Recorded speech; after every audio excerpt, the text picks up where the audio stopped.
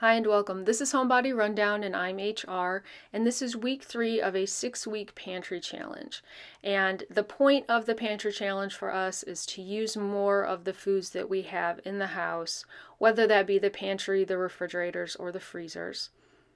In the past, when I've done these, I've tried to be a little more strict about not buying anything or buying very, very little.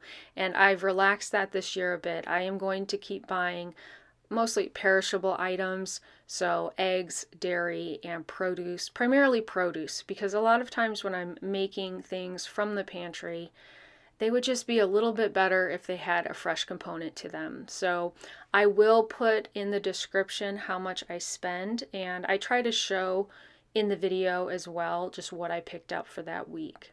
And overall, I am spending way less and buying way less than I normally would in an average week. We eat a mostly pescatarian or vegetarian diet, so you will not see many meat entrees in this video. However, it would be easy to substitute in a real meat product for some of the beans or veggie products that I use. This is not a recipe channel. I rarely follow a recipe, but if I am inspired by one or am kind of following one and it's available online, I will link that in the description. Also, I am not showing you all of the food that we make in a week. There are just 3 of us at home right now, so we are eating a lot of leftovers, and also, sometimes people are just making something simple, a fried egg or a sandwich, and I'm not showing all of those types of items. At the end of last week, I went to Costco and picked up a lot of produce. The carrots I included in last week's total. I used those to make a carrot cake. And the rest of this, though, is for this week, week 3, and will be included in the total in the description. Starting with a really basic, quick pasta sauce, a red pepper sauce. So I have diced up red pepper, some shallot and onion that's from the pantry, roasted garlic from the freezer. This spice mix is black pepper, onion powder, garlic powder, adding a little salt, and then I'm going to add in quite a bit of olive oil. I do add in a lot, especially because I'm not adding any meat, so there's no fat coming off of, a hamburger or sausage product. This has been cooking for about 10 minutes, and you can see here there is quite a bit of oil. Got a little brown on the bottom. Here's how it's looking. The tomatoes have softened, or not the tomatoes, sorry, the red peppers have softened. And I'm going to add in tomato paste, maybe 2 tablespoons. This is a pantry item. I always have tomato products in my pantry, like tomato paste, tomato sauce, and crushed tomatoes. This tomato sauce, or strained tomatoes, is some that I had left in the refrigerator. And I did rinse it out with water, so there is some water in this sauce as well. And then I had this Rayo's marinara sauce in the refrigerator that I wanted to use up. I'm not adding all of it right now. It was a pretty full jar. I'm just going to see how this is.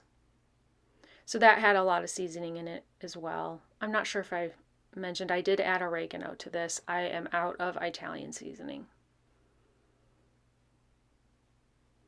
And I like to let this simmer for quite a while. It's looking pretty good. And I did end up adding in the rest of the marinara just to make sure it got used up. When my older 2 kids are not home, we just don't go through it as fast. To go along with this, I have the lettuce. I like to chop the lettuce up smaller so it's more in bite-sized pieces. And then I had this Caesar salad pack left. It was left over from Christmas time. The lettuce had gone bad, but the packet of stuff was still good, so I used that on the lettuce. I did not do anything extra. Sometimes I'll add a veggie burger or add some really soft lentils to give more iron to a tomato sauce, but I just did not have the energy to do that on this night, and this was really good. It's the next morning and I am just making quick breakfast sandwiches. I did not film a lot of this. It's very basic. Fried egg, seasoned it up, had the lettuce. These croissants I pulled out of the deep freeze. They are some from Costco. So I cut those open. I did have a tomato. The cheese is also from the freezer. It's Havarti. Added mayonnaise and mustard. These were so good. I just love croissant sandwiches. And I did not film any of this at all, but I did make a quick loaf of banana bread because I had a couple ripe bananas and I wanted to get this made before our oldest two kids went back to school so I could send this with them.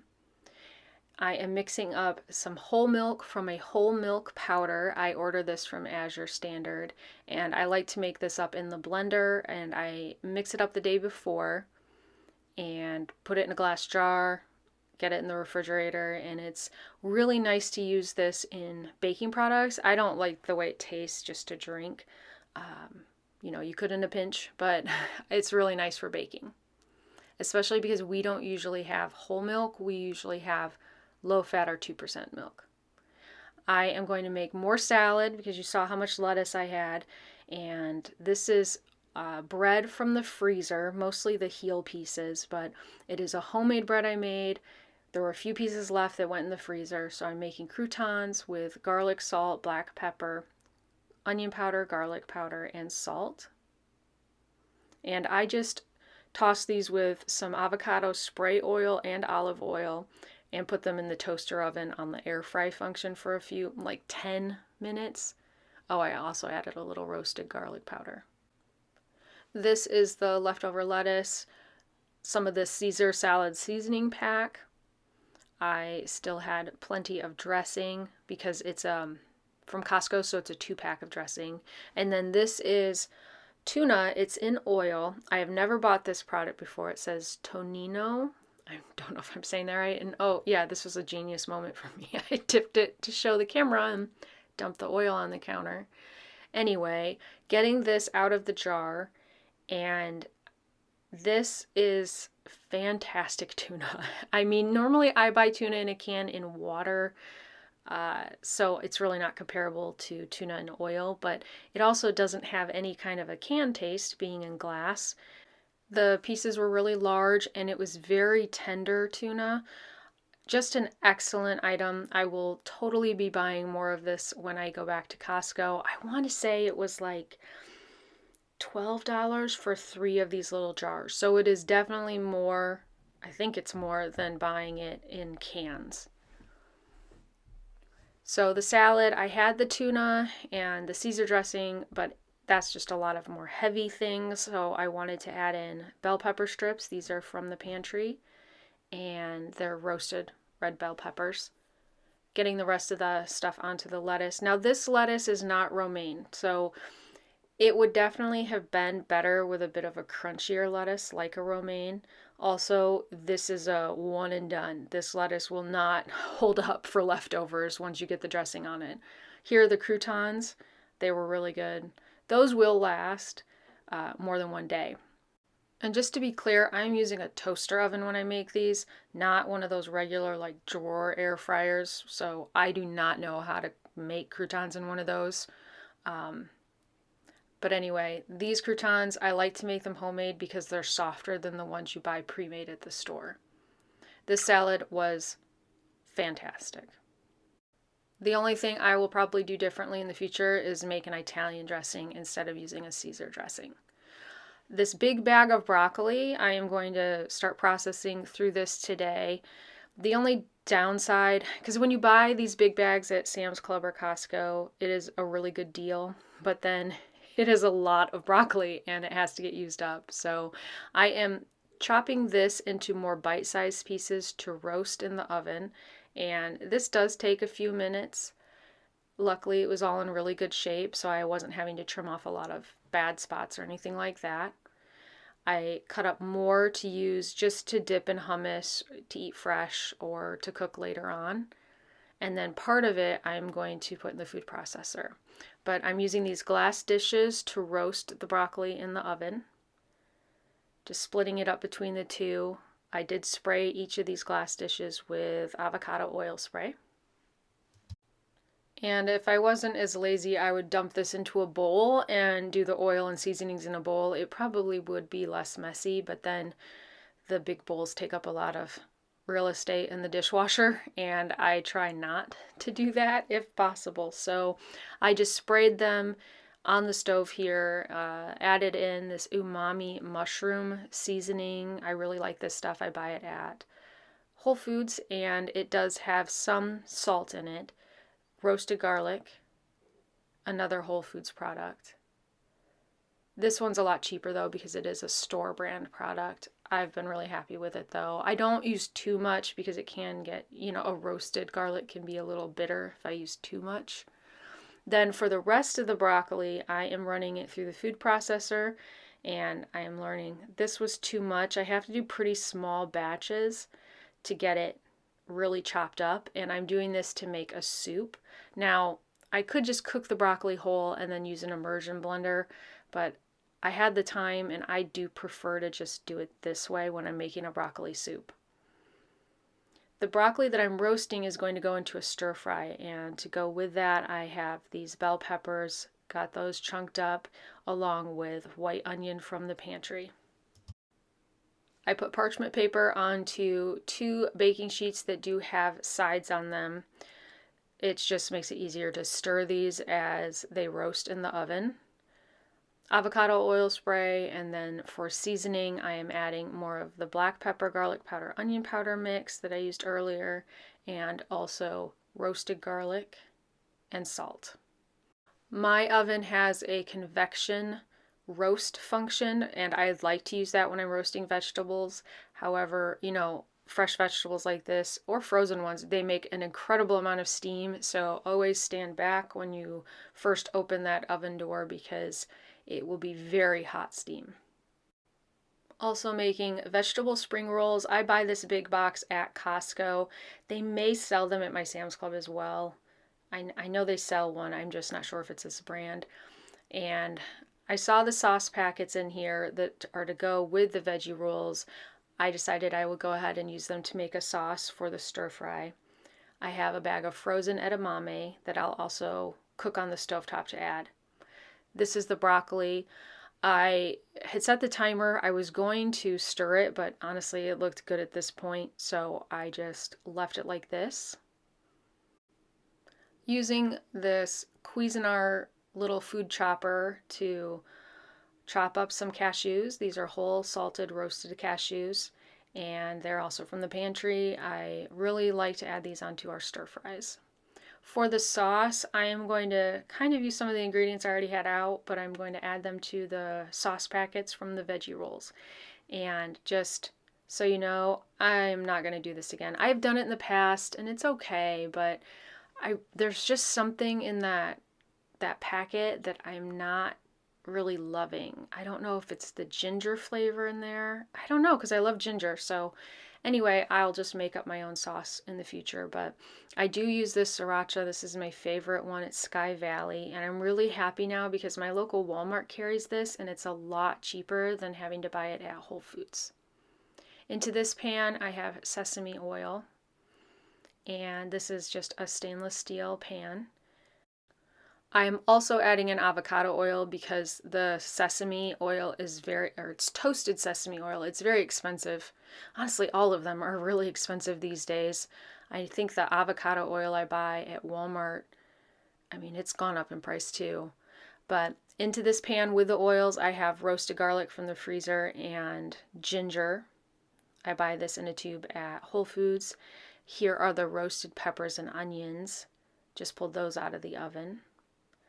And I would normally use rice, but we had a lot of spaghetti left in the house, so I wanted to use this up. I had cooked spaghetti, sorry. I went ahead and just chopped it so it would be bite size. And on the side, I am making eggs and warming up some plain pasta because youngest child will not eat the stir fry. And then we can add some of these eggs into the stir fry as well. Seasoning this with garlic powder, onion powder, black pepper, and garlic salt. Just warmed the pasta through, got it coated in the oil, and now I'm going to just add in part of the sauce that I had mixed up.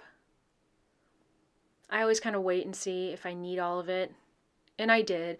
I didn't make an excessive amount this time, but sometimes I've made way too much sauce for the amount of veggies and pasta or rice that I have.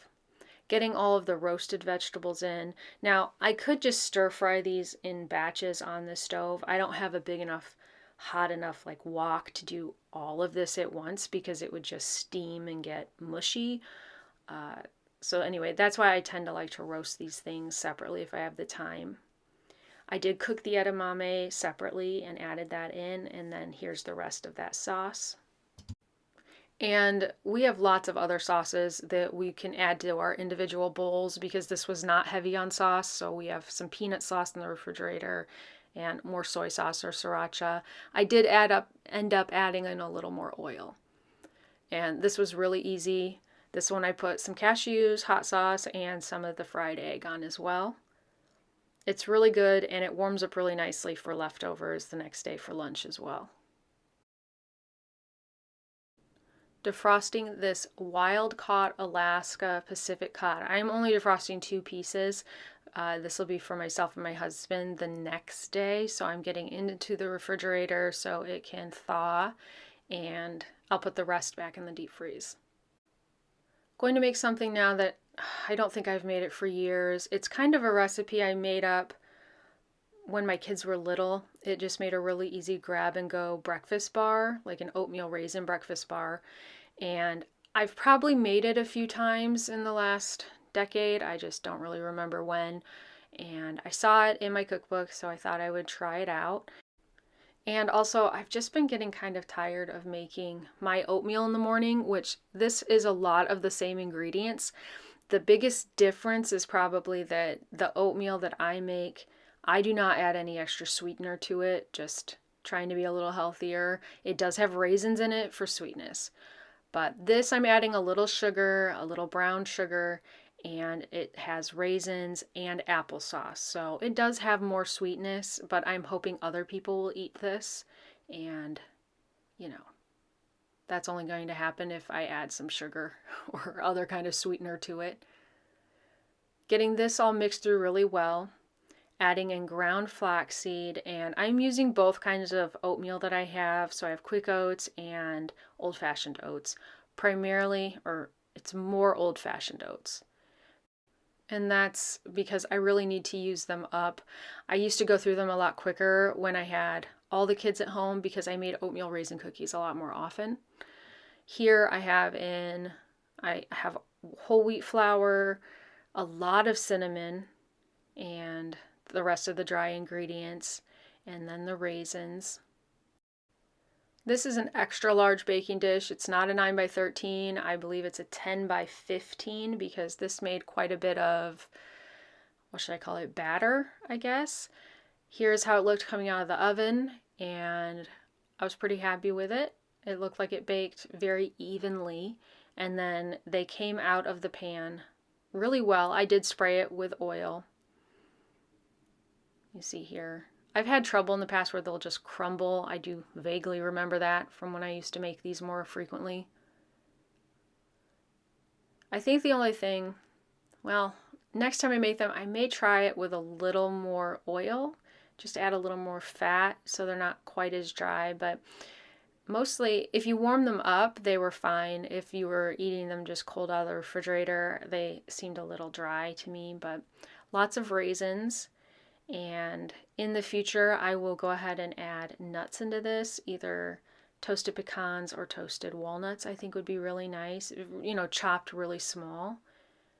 And it would probably make it more filling. I did notice eating these, I was less full than when I make my regular oatmeal.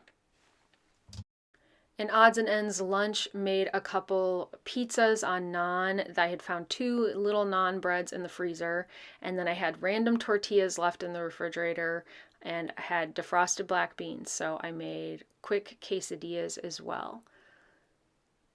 Just using up what I had. Speaking of that, I have this bag of King Arthur flour that is about to expire. It is unbleached bread flour, and I don't know when I bought this.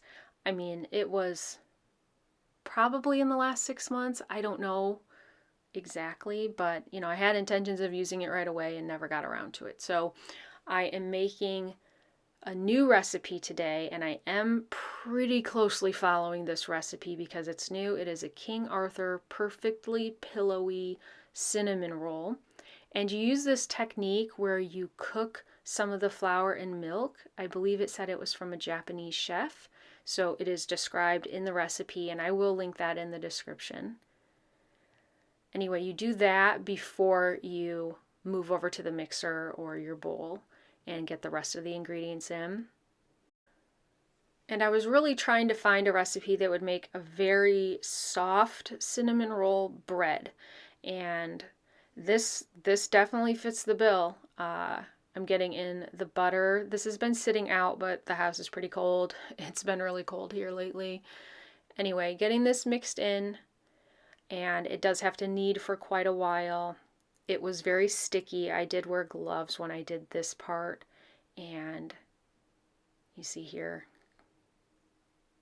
just the stickiness level. You're supposed to make it into a ball, but it was so sticky. I just used a spatula and kind of scraped it into a general ball shape. Got it covered, and my oven does have a proof function. The house was chilly, so I went ahead and just put it into the oven on the proof function. For the filling, I am mixing up butter with a little bit of the bread flour, and this was part of the recipe. Brown sugar. There is cinnamon in here, and I should not have used this much cinnamon. It did say specifically that if you had the kind of cinnamon I have, the Vietnamese or Saigon cinnamon, that you would probably want to use less. I guess it is a stronger cinnamon. And I thought, no, I want more flavor. I added 4 teaspoons instead of 3, and I will definitely just use 3 next time I make this. Took the dough out of the oven, or out of the proofing oven. Here's how it looks. It did puff up. And it's so sticky though, I went ahead and I sprayed my hands, and it does say to use, I think, a lightly greased surface, so I sprayed the cutting board too and got it out of the pan. And you can see here how incredibly sticky it is, and it is very, very soft. I did not use a rolling pin, I just used my hands to shape it into a bit of a rectangle shape. You see here about how thick I did this. I probably could do a little thinner next time because I had so much trouble rolling it because the dough was so soft. But getting this butter, sugar, cinnamon mixture on here. And you can see here, I'm trying to roll it. And I was able to, it was just, it felt pretty fragile. But by spraying the board and spraying my hands, it didn't stick at all as I was working with it, which was great. But it was so soft. When I got to the end here, I did not want to try to pick it up to roll it over onto its seam side. I was afraid it was just going to fall apart. So I just left it like that. To cut it, I first tried a serrated knife, but it is so soft. And they talk about using floss, but I wasn't going to, bother with any of that. So I just went ahead and got a regular straight edge knife and cut this into 8 cinnamon rolls. I had washed my hands, so I went ahead and just wore gloves for this part. The only thing with this dough being so soft and tender was that I had a little trouble rolling it or cutting it nicely enough that you can really see the swirl of the roll up. But if you don't care about that, then it wasn't really a big deal. This is after they had been in the oven for about, I don't remember how long you do this proof. And then here they are after I baked them. And they looked really nice. I mean, like I said, you don't get a good swirl pattern on all of them, but they were very soft feeling. That was melted butter. It said to spread that over the top, and then I am mixing up a little glaze, not following any instructions on this part. I just used my leftover butter that I had from putting that over the top of the rolls, and I did add a little bit of salt to the frosting, which, that's kind of a personal choice thing. It's a little too thick here, so I just keep adding milk as I go. I hate it when I add too much milk and it gets way too thin and I have to add more sugar. So I eventually found a decent consistency. I think I would go thinner next time and just drizzle it over the top instead of taking the time to spread it around. It's just kind of inefficient. The frosting, I think in the recipe it does call for a lot more frosting, so you can do a really thick layer, but I don't like to do that. Just a little hint of frosting. This was an amazing recipe. I would recommend it if you want a super, like they said, pillowy, soft bread on your cinnamon roll. I did use too much cinnamon for the filling, but no one else seemed to think that. I just thought that. But the cinnamon rolls were delicious. We ate all of them. They baked through really nicely. And you do that extra step with cooking some of the dough, but it really doesn't add that much time to the process. And I mean, these were amazing. For dinner on this night, I am getting some brown basmati rice going in the Instant Pot. I seasoned it with salt, onion powder, and garlic powder.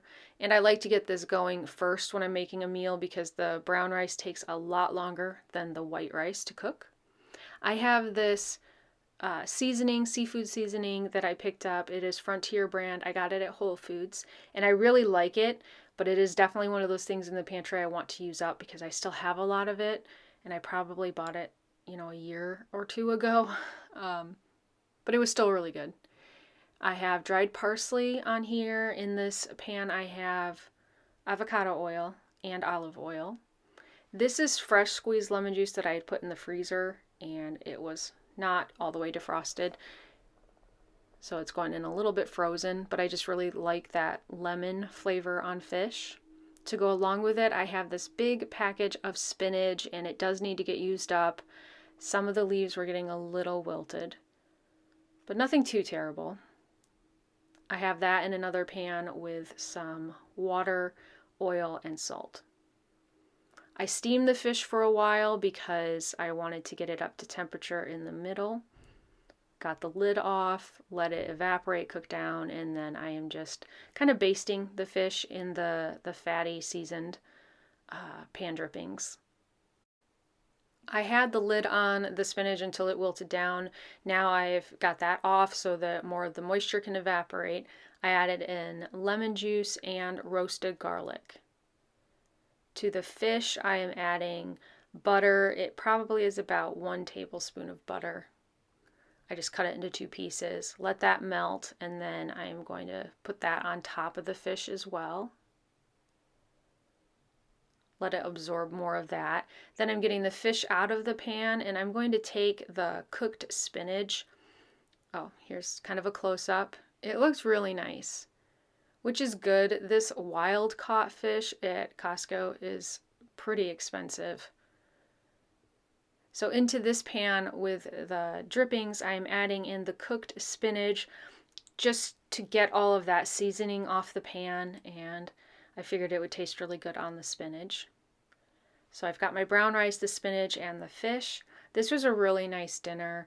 It had a lot of flavor, and it was just a little different than what I usually make, so that was nice too. The spinach had tons of flavor. It was really good with the rice, and thankfully the fish was not dry. I have struggled with that in the past. The fish seemed cooked really, really well, and it had lots of flavor. I'm glad I added the butter and the lemon juice.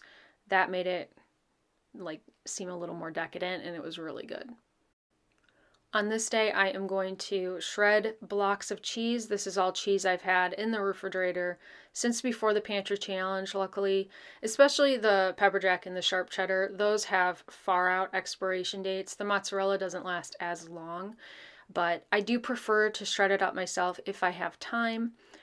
When my kids were little, I didn't do this. I bought shredded cheese in a bag, and it was way more convenient, but I had the time today to do all of these because using the food processor, that it does make a lot of dishes. I went ahead and did the mozzarella first, then the cheddar, then the pepper jack, just to not, add too much strong flavor to a more neutral or more mild cheese. And I will put almost all of this into the freezer. I ran out of Tupperware, so I had to use jars for part of this. And I do label it because the cheddar and the mozzarella, I can't tell them apart when they're in the freezer because the cheddar I get is not yellow, it's white. I am going to finally make that broccoli soup. I shredded up that broccoli, I think 2 days before, and in this pan I have shallots and onion with a lot of oil. There's that broccoli. Lots of seasonings in this, including crushed red pepper, umami, roasted garlic, onion powder, garlic powder, black pepper. And I have two kinds of bouillon, a lower sodium garden veggie one, and then a vegan chicken flavored one. Now, I am also going to be adding in dairy, milk, and beans. Let the onions and shallots cook for quite a while, and I don't make broccoli soup the same every time. It's kind of just whatever I have and remember to pull out of the pantry. But I had cooked a lot of these because I'm pulling out part of them for another recipe. So I'm not using all of this in the soup. Now I'm adding in water and the seasonings, including the bouillon. I was kind of in a rush this day. I was very hungry. Normally I would just put in the seasonings with the oil and the onions and let those kind of toast for a few minutes. Yeah, what do they say? I don't know. Bloom, release their flavor. I don't know. But anyway, I just kind of dumped everything in all at once, including the broccoli. And I did decide to add, a little bit of butter. I had a small amount of that whole milk that I had mixed up in the refrigerator. So got that in here. And then this is 2% milk that I am using. Now at this point, I am probably ruining this soup for a lot of people by adding in white beans. These are some that I cooked from dry, and they still had some of their cooking liquid in with them as well. But it is a way to add in more iron and protein, and because we eat mostly vegetarian, I am trying to do that in a lot of recipes that I make. And it does change the texture. When you add beans or lentils, there is a texture change there. We are used to it. I know it's not for everyone, but I did not add in what I feel is an excessive amount, but I did add in that whole jar. But this made quite a bit of soup. So here, after it's been simmering for not quite a while, like I said, I was hungry. This was shredded cheddar, and then I added Parmesan as well. I tend to undersalt when I make things like this because I know I'm going to be adding in things like Parmesan at the end, which will have salt, and then people can just add more salt if they want it. But here's how it looked. It turned out great. And because I had already shredded up that broccoli, I didn't have to bother with the immersion blender on this. It was a little heavy on the red pepper flakes, but I enjoyed it, and my husband said he didn't mind either. Pretty happy with the things I made this week, and one thing I really like about Pantry Challenge is that it motivates me to make the things I've been putting off or just kind of thinking about it but never got around to doing it, like the cinnamon rolls. I'd been planning to make a new recipe for months, and so it was really nice to get around to it. Also, I was really glad that I finally made the breakfast bars again. That was a really convenient breakfast for the week. As always, thank you so much for watching.